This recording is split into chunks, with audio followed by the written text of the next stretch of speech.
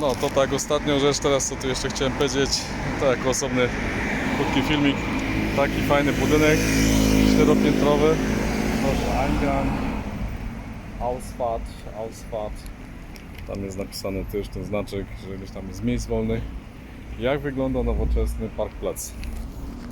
A no właśnie tak. Szerokie wjazdy, 4 piętra, to jest Ebena. Płaci się za godzinę za 30-70 centów, czyli za godzinę prowadzi złoty 40.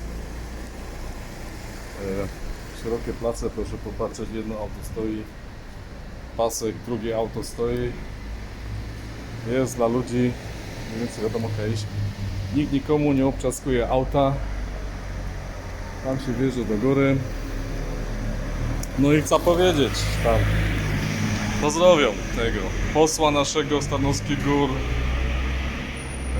tego Bürgermeistera, ta rada cała, no, Landrat to jest starosta, nie? I ten, weźcie się ludzie do roboty. Tutaj jest jedno miejsce takie, popatrzcie, 400 aut jest, może zaparkować, a nie tam ciulać jakieś place, gdzie tam nic nie da się zaparkować, każdemu auto obczaskuje.